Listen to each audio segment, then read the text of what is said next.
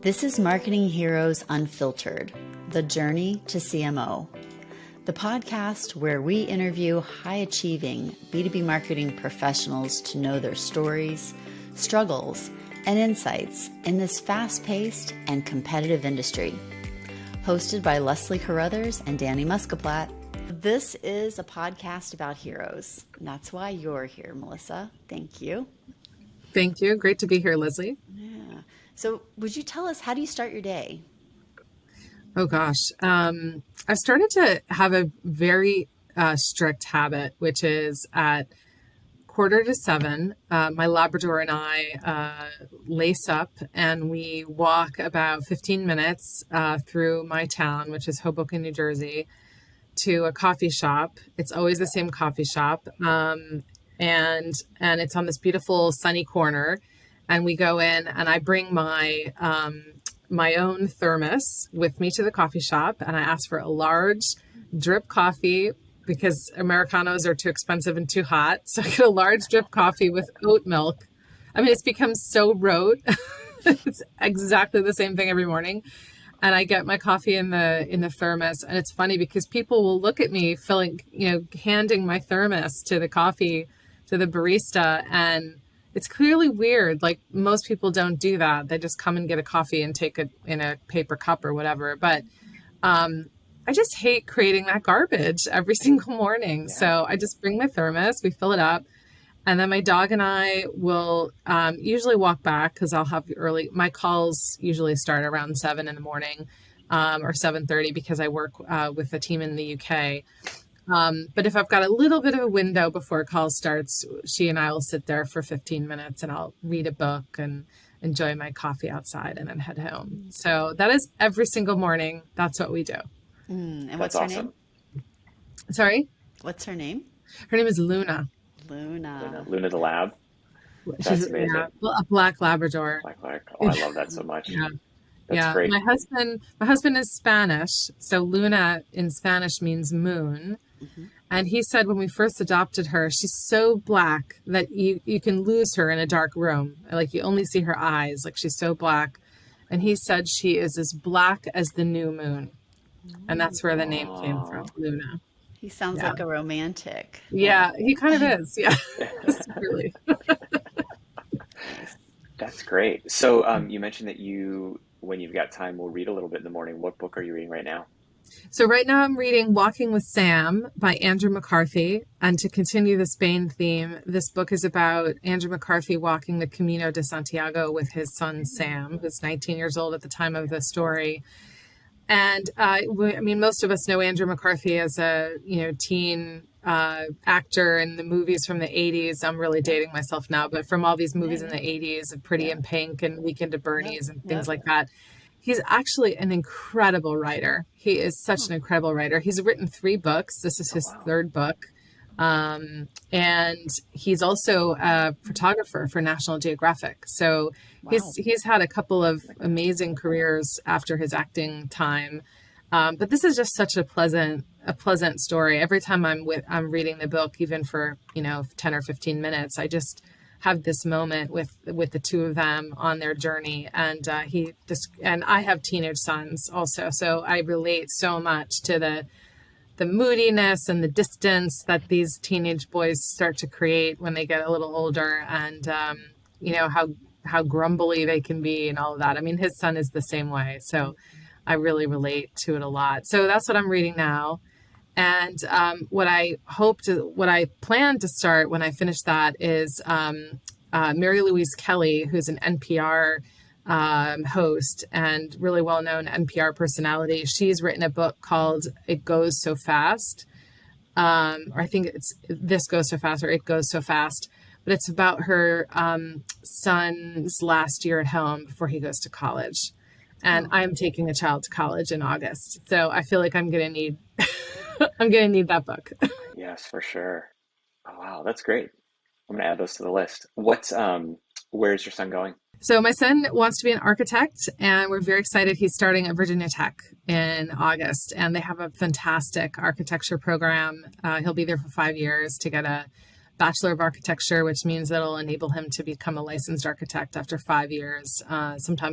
In other schools, sometimes you have to do an extra year and do 6. So this 5-year program is perfect for him. And we went down and visited it last year and spent an hour with one of the professors who walked us all through the studio and told us all about the program and the curriculum. And we have friends who are architects in New York, and they say every time they interview someone from Virginia Tech that it's a really impressive candidate. So we're thrilled. We're absolutely thrilled. It's an 8-hour drive. I'm not sure I'm thrilled about an 8-hour drive to take my kids to college, but he's really excited. We're excited for him. Well, that's great. Well, congratulations. That's really exciting. Thank you. So, as you think about your career and where you are now, and author and successful marketer, what is your origin story? What brought you to where you are right now? I wanted to be a diplomat.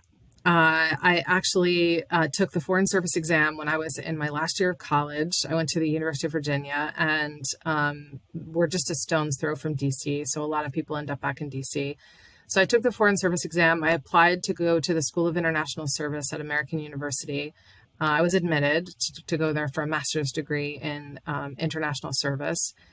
And so I was really going through the motions of becoming a diplomat. And even though I was accepted to this master's degree program, I did not do well enough on the Foreign Service exam to continue in the State Department's kind of intake process.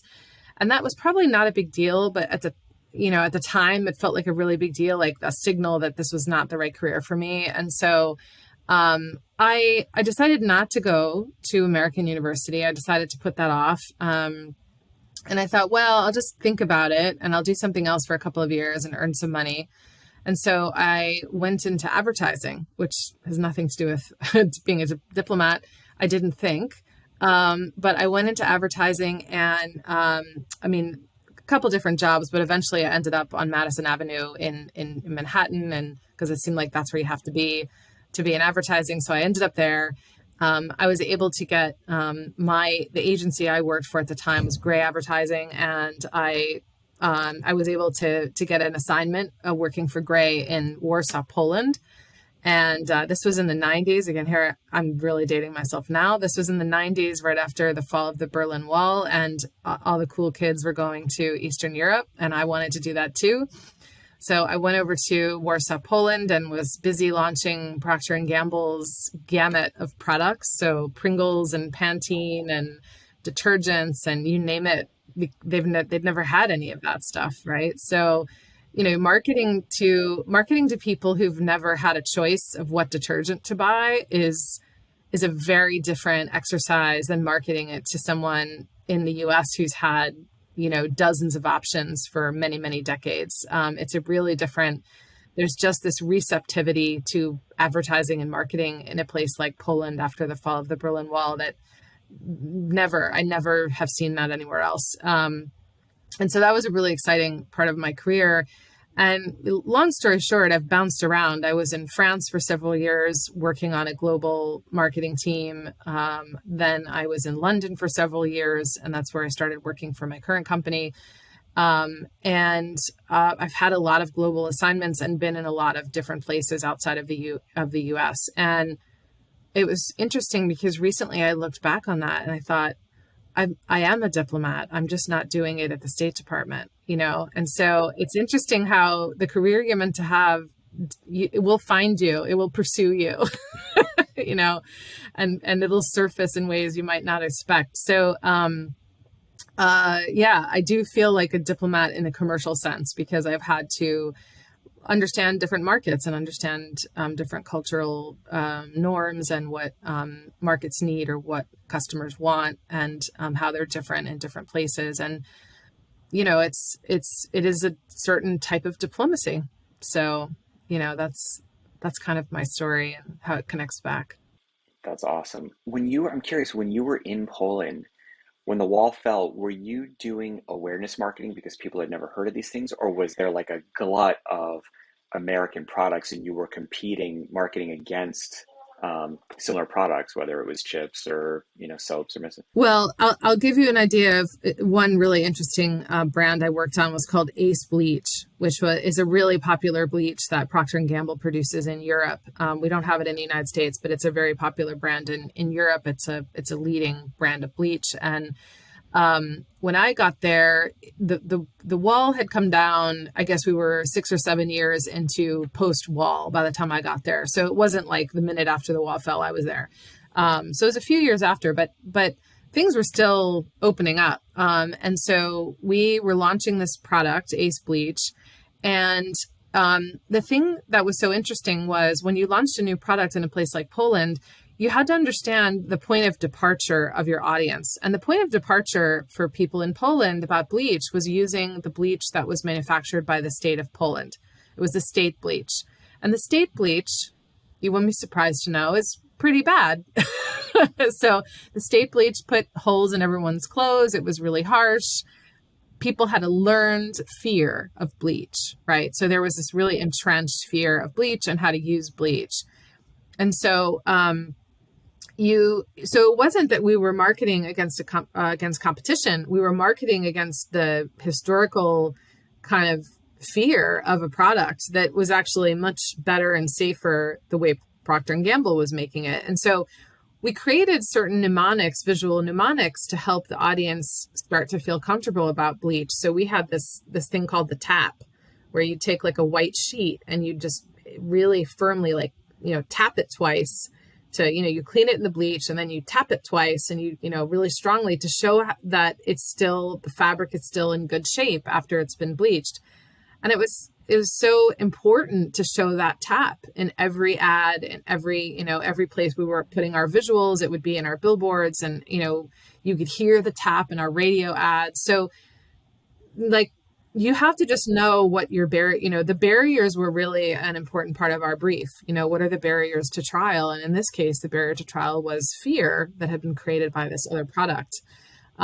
And I would say across the board, generally, though, I mean, that's just one example, but across the board, if it had an American flag on it, people wanted to buy it.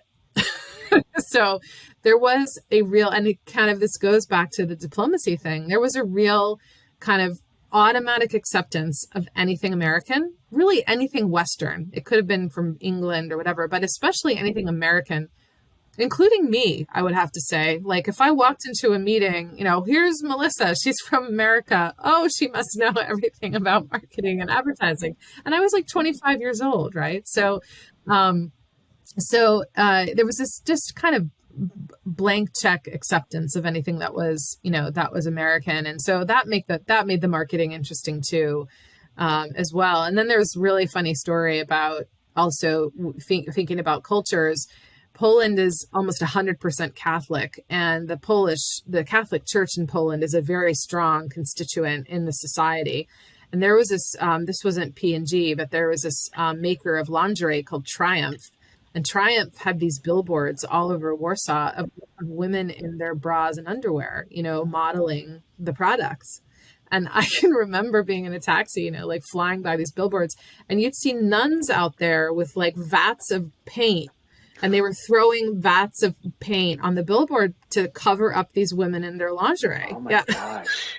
So, wow. I mean, it's just, it doesn't happen in the States, right? It doesn't happen like that. So, I mean, it was such a fun chapter in my marketing career. And it just taught me that every place you go, all global marketing is local. You have to start from the ground up.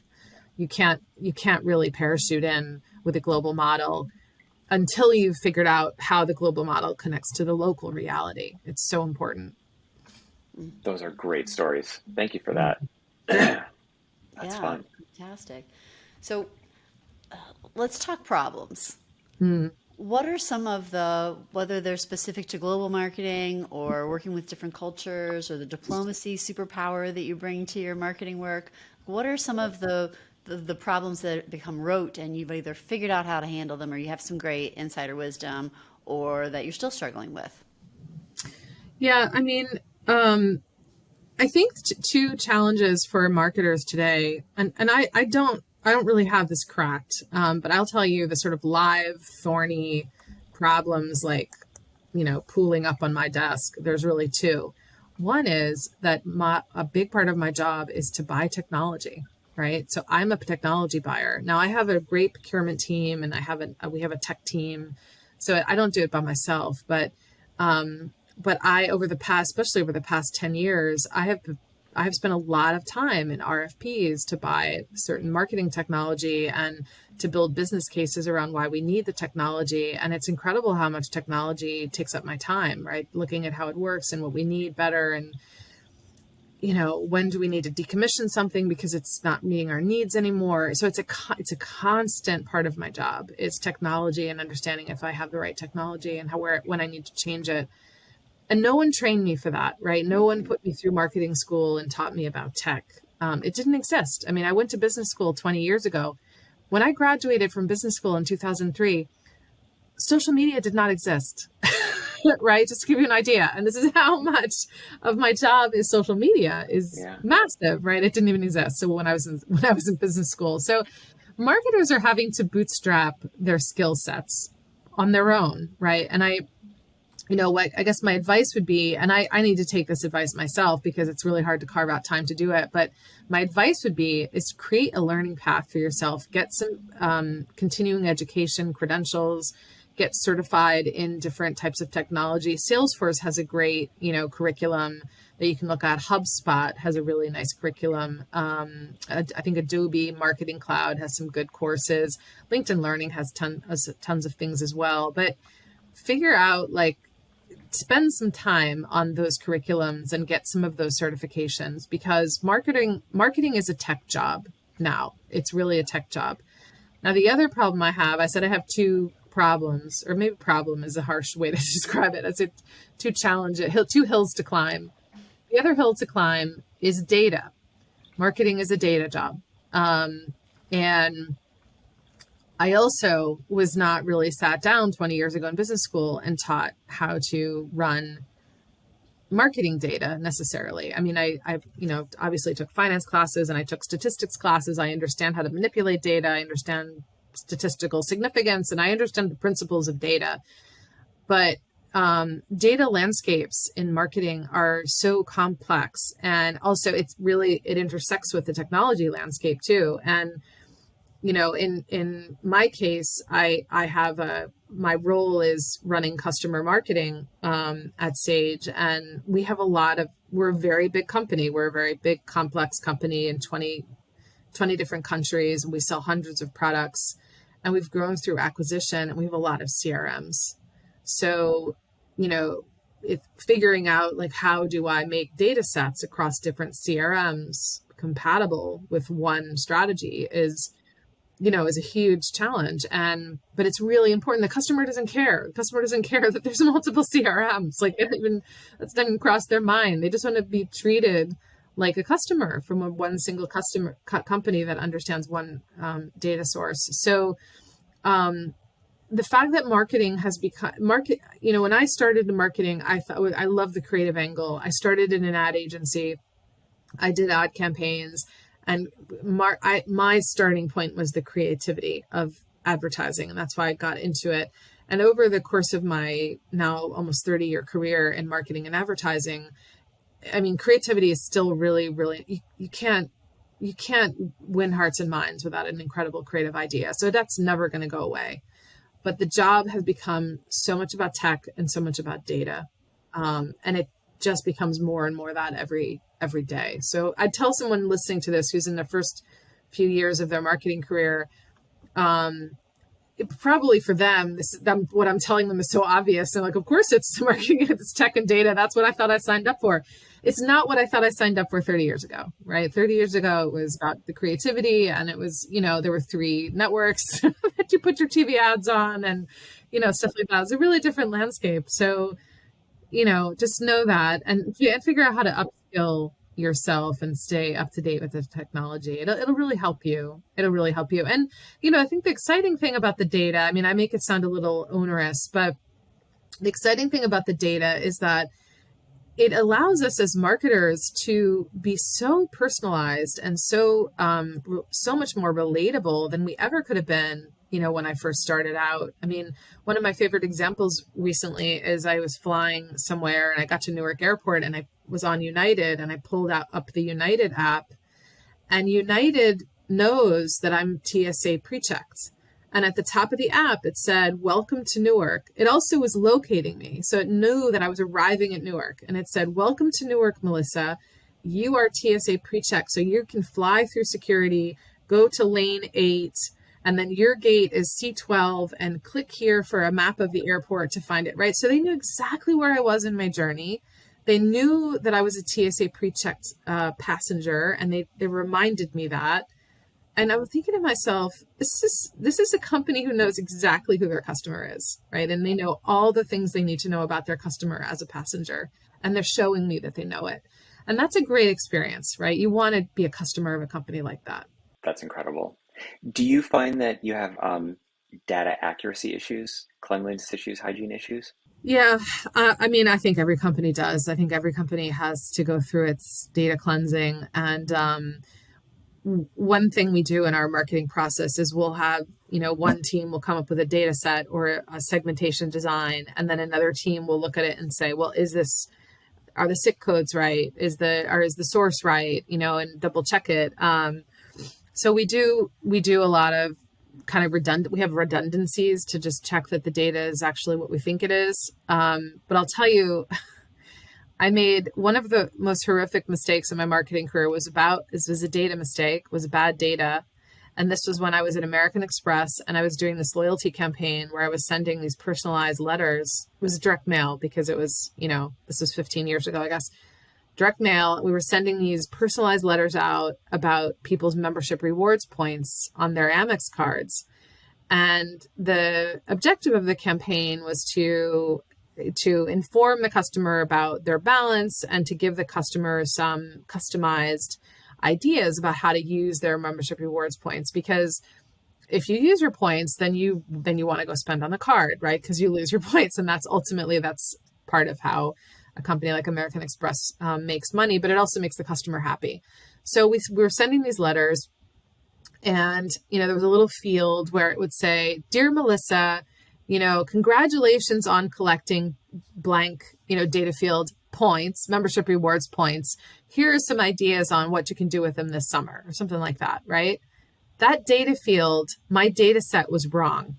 So I sent out tens of thousands of letters that had the wrong points, right? So someone getting that letter in their, people who collect points know, down to the single point, how many points they have. Yeah. You have someone who has 10 million points, knows they have 10 million points, and they get a letter that says, "Dear John, congratulations on collecting 72 membership rewards points." Yeah. And they were freaking out, and it drove so much traffic into the call center. Really angry customers, confused customers. What are you talking about? They claim that we took points away from them, that we stole points. I mean, the thing blew up. It was just a data. It was just a data mistake. It was poor data quality, and we didn't catch it before sending the letters out. But the customers conflated what was going on, and decided that we were taking points away from them, which of course we weren't. So we had to do a whole apology campaign. Really sorry. We had to make sure that we did a correct data set, and we sent the letter out and said, "This is how many points you have." But of course we quadruple checked it. But that was when at this moment in my career, I thought, all right, that's it. I'm going to get sacked. I have to say, though, I'm so glad you shared that story because I think so many people go through that. I've been through that. I went through a very similar experience where an intern made a mistake, but it was under my leadership and it was my responsibility. It was my program. And we were trying to do a ratings and reviews launch. And in order to launch it, we wanted to collect as many as we possibly could. So we sent out email requests to 40,000 people saying, "You recently purchased X. Would you be willing to click here and give us a review?" But the data was off by one row, and we told people that they'd purchased things that they'd never purchased. We did not purchase. Oh my God. 40,000 people getting notes saying, "Hey, you just bought a helmet, you just bought a jacket, you just bought a whatever." They thought that their identities were stolen, their credit cards were used, and oh my gosh, we all freaked out. So I thank you for sharing that because I think we've all had that. It happens to everybody. I know. It's good. It's good to share. It feels cathartic because but at the time I thought, really, I must be I'm sloppy, or you criticize yourself. You think, well, I could have prevented this, but it's really hard. And this is where I think personalized communications, they sound good on paper, but if anything is wrong with your data, it blows up in your face. I mean, I had just one other example. I had a friend who received a message from some company she's a customer of, it might have been FTD or something. And they said, we understand that Mother's Day is not a happy day for everyone. So if you would like to opt out of our Mother's Day communications, click here, right? And, she'd lost her mom. And so she opted out. She clicked the button. She opted out of all the Mother's Day, spam that FTD sends. And then the next day she got an email about a Mother's Day promotion. So if you're going to do that, if you're going to make a commitment like that to a customer, you have to execute it flawlessly. And this is why I marvel at companies that can execute it flawlessly, because it's not easy. Mm-hmm. That's incredible. You said something before we started going through the official questions about, when people go to search, they're not searching for their segment, their region, they're just searching for the item.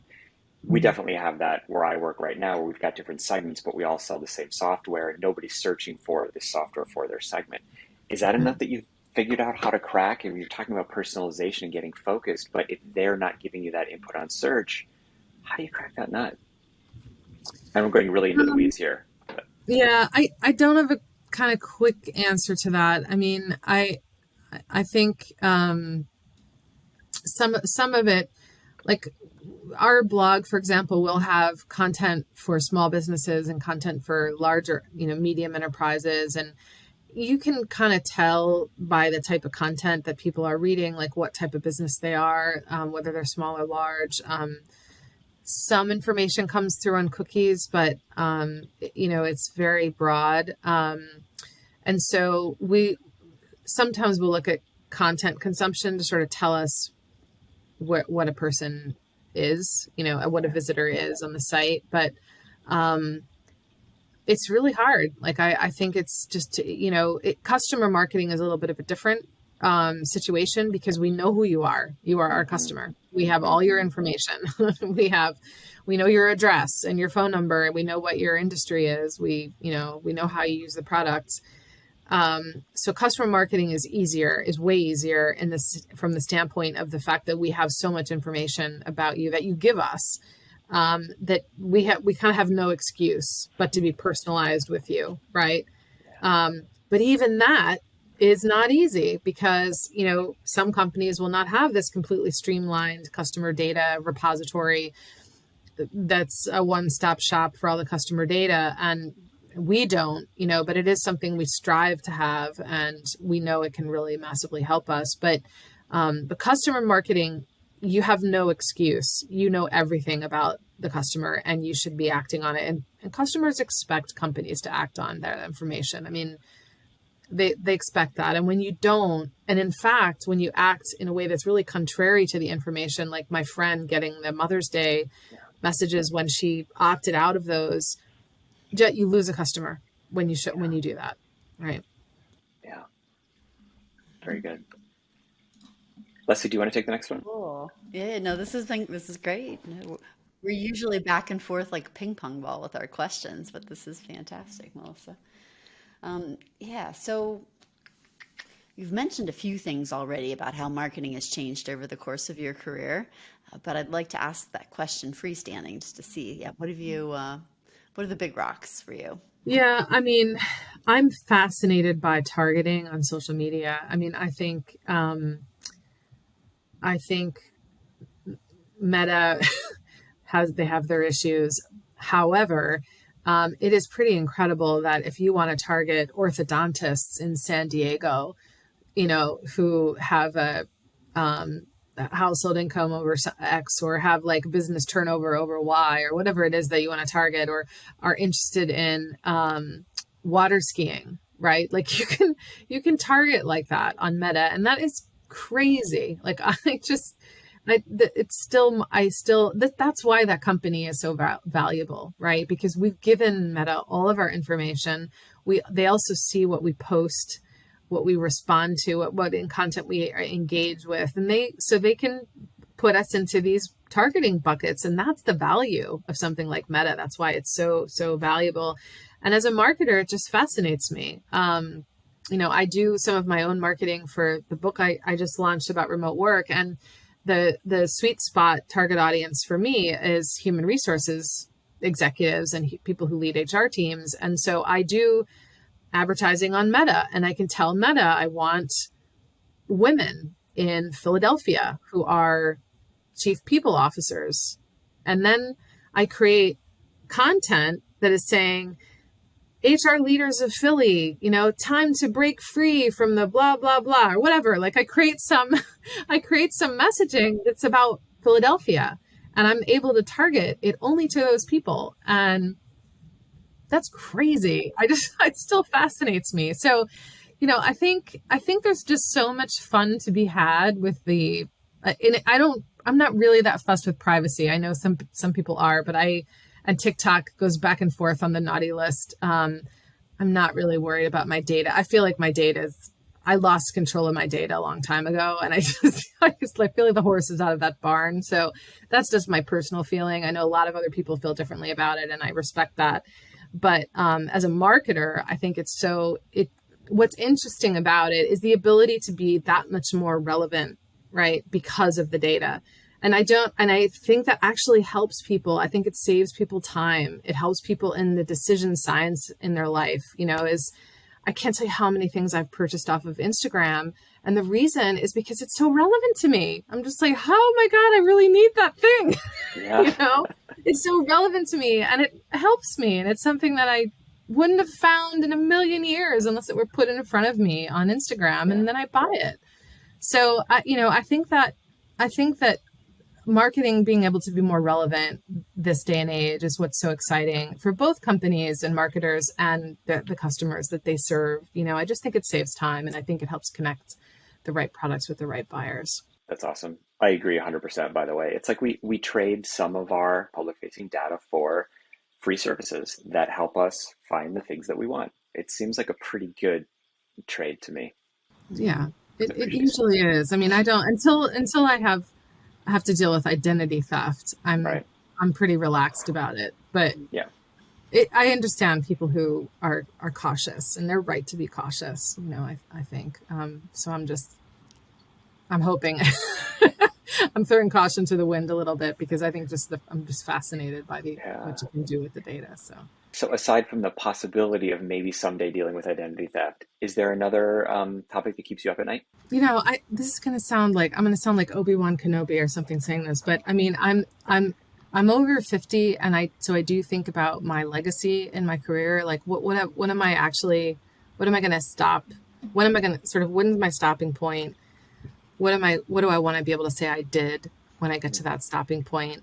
I mean, it's not this decade, but it's not far off. I mean, I can see it, my sons were actually asking me last night. They were like, Mom, how much longer are you going to work? And I'm like 25 years, because I have to put you through college and I have to afford retirement. And they're like, no, 25 years, that's too long, Mom. It's too long. Yeah. Less than 20. So, but when you say less than 20, I mean, that will be here in a heartbeat. And then you start thinking, okay, what do I want to say that I've been able to do? And I have a great team, and I love leading people. And so, what kind of leader am I going to be remembered as? And that's always on my mind. So I don't think it keeps me up at night in the sense that I'm worried about it, but that's really on my mind at this stage. And I want to make, and the decisions I make feel really important now for that reason. Yeah, that's a really good segue to one of my favorite questions, which is, are there things that you've wanted to do in your life that you've not yet done? I've never been to Australia and New Zealand. So there's the long list of places I've never been. So we can just park that as a whole category of places I want to go. I want to, I have run a couple of half marathons. I think I would like to do something physically challenging again, like climb Mount Kilimanjaro or run a marathon or do something physically challenging, because I have friends who've lost their health and even lost their health to COVID, and have long COVID. And I've had friends pass away, and I have friends who are disabled. And so to have your health is such a gift. And so just the idea of being able to do something physically challenging with that health is something else I want to do. I would think I would love to climb Mount Kilimanjaro, but it would probably break my heart that there's no snow on it anymore. Like I'm not sure I could take seeing that. And I think, there's other careers I would have had. Like I would have liked to have been a diplomat. I don't think I'm going to do that. I wanted to be a landscape architect. I don't think I'm going to do that. So I have other careers I wish I had done and don't think I'll do that. And then the last thing is I love writing. I have 3 novels in progress that I hope see the light of day. And yes, there's one, not a novel, but yes, it's my business book. But yeah, I love writing, and I have 3 novels that I really hope see the light of day before I can't hold up a pencil anymore. So a lot to do, I guess. I'm exhausted just talking about it. It is a lot. It's exciting. Yeah. I don't think I've told you this, Leslie, but did I tell you that I'm writing a novel? That I'm almost done with my first draft of my first novel ever? I can't wait to see you have. Oh, you have. Congrats, Danny. That's a big Thank deal. you.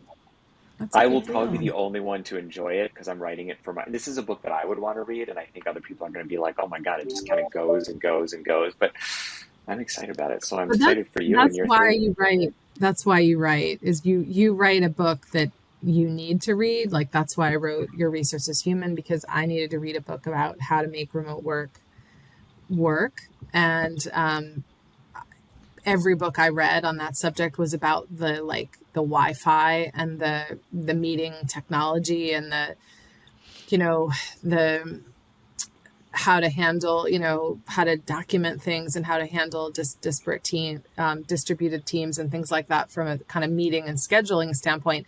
And those things matter. I mean, I don't want to say like it's not worthwhile to have some playbooks for those things, because it definitely is. And I have used some of that advice, but I couldn't find anything that would talk to me about just the emotional side of working in isolation from other people.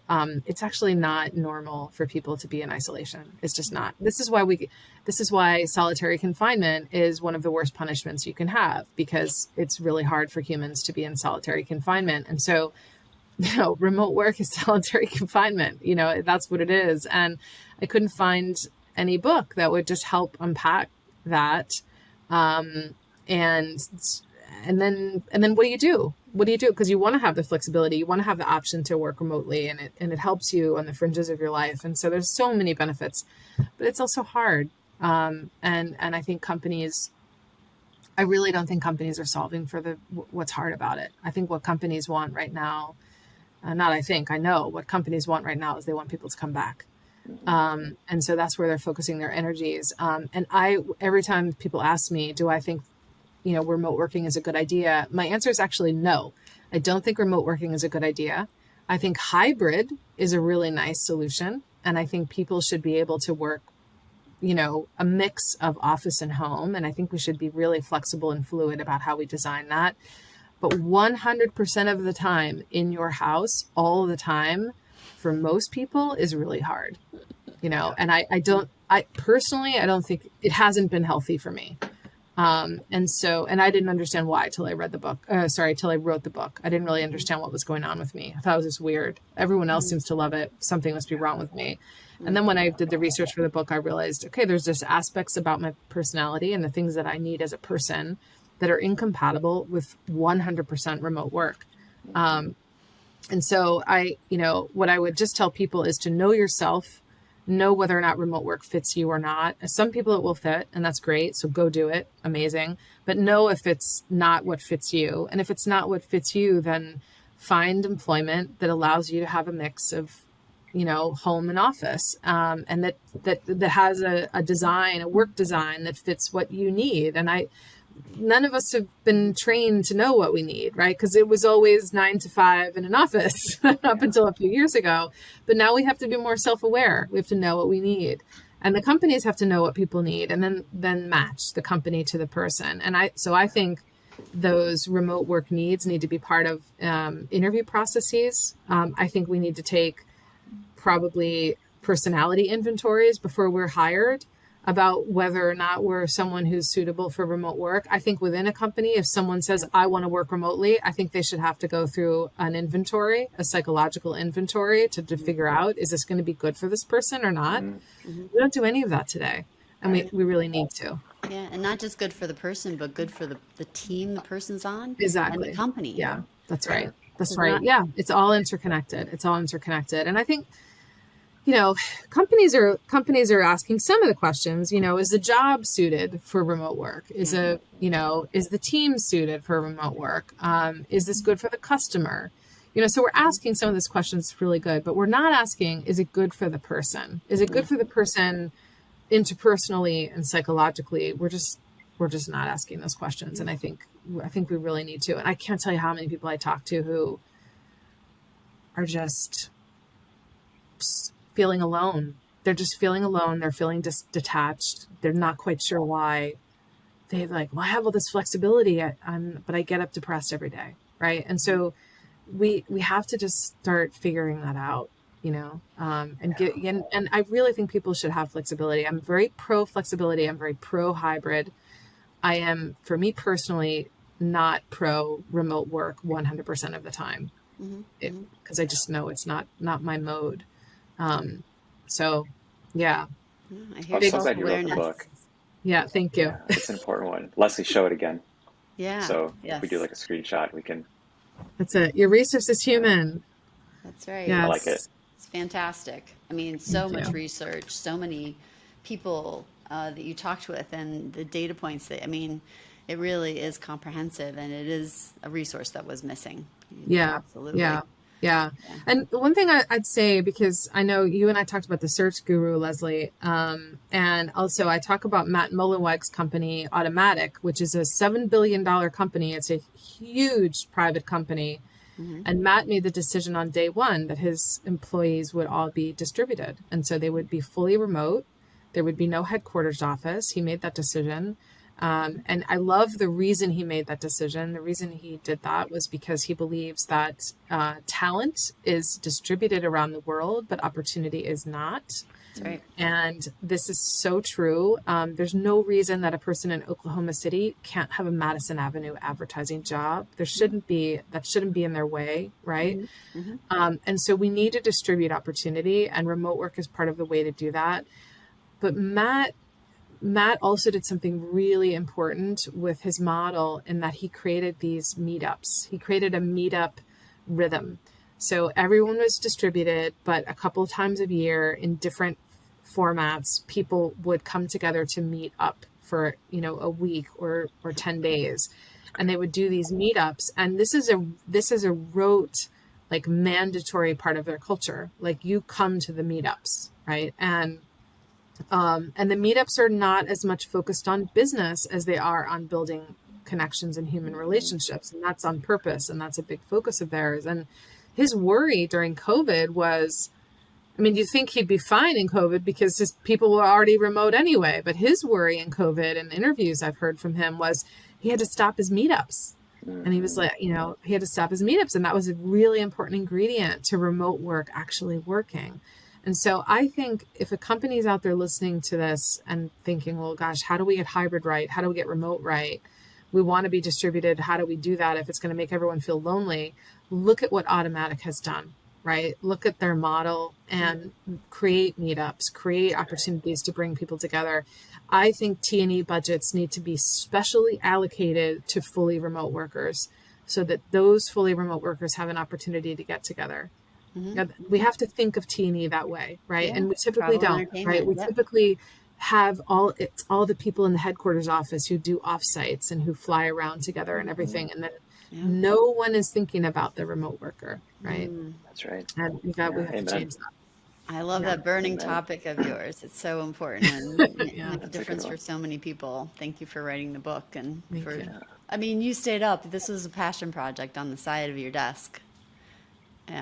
Yeah, it is, because this is how I work. I've been working this way for 6 years. And like I said, I didn't really love it. And everyone was like, oh, it's so great that you can work remotely, that you're always at home. And I'm thinking, is it?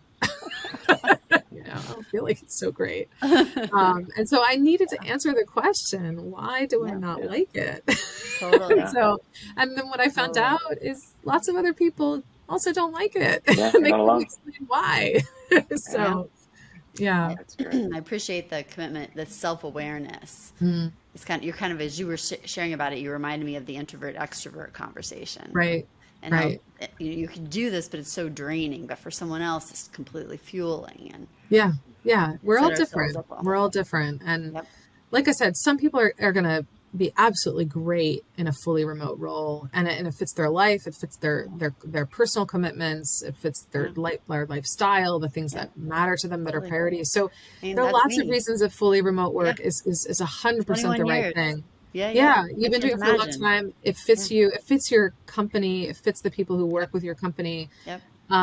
But you're self-aware too. You know yourself, and so I think that's the step that we have to go through. And people working in corporate jobs, in like traditional industries that never were remote before COVID. Totally, yeah. None of us are self-aware, right? Well, Because no one asked us to We be, haven't been through it. right? Yeah. there's responsibility all the way around. The company needs to be clear about the position and Mm-hmm. and sourcing talent, and then the person, you yourself, and the managers. Yeah. And the folks Yeah. on the team. So, yeah. Mhm. All right. I think we should speed round it. Danny, All are you right. ready? Speed round. Yep. Right. All right. Okay. I'll start. Okay. So rapid fire, take as long as you need to answer, but we're just going to go back to back to back. Question number 1: if your career is a movie, who plays you? Kate Winslet. Nice. Nice. What's your favorite KPI?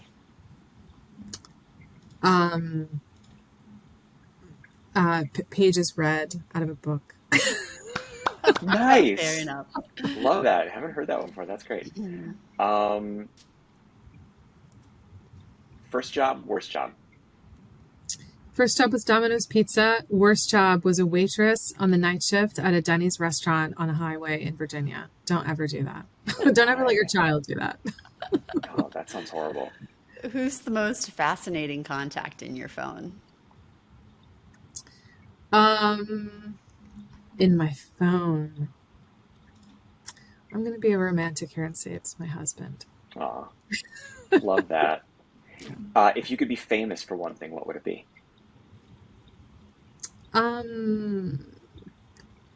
Novel writing. I would Cool. love to be J.K. Rowling.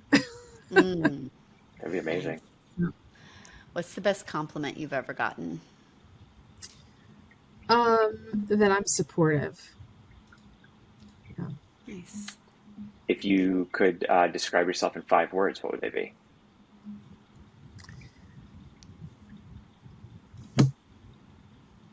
Okay. I'm always looking for something. I'm always looking for something. I can't stand still. Drop. Yeah. That's awesome. All right. That was That's a great way to end. fantastic. Yeah. Thank you so much. Great to talk to you both. Great to talk to you This is so both. fun. Yeah. Yeah, for me too. For me too. Thanks for letting me ramble on. Once you get me No, going it's on a great. couple of those topics, I don't stop. No, No, that's the point. not That's exactly rambling. what we want. I mean, we plant the seeds, and then you guys get to just take it away. So this is great. You did awesome. Really appreciate it. Thank you. Thank you. Great talking to you both. You too. Thanks. If you're enjoying these conversations, we would so appreciate if you would subscribe and give us a 5-star rating. It helps us to increase the podcast's reach. Thank you. See you next week with more inspiring stories. This episode of Marketing Heroes is brought to you by The Search Guru, produced by Circle Audio, and podcast cover art by Andra Lazord.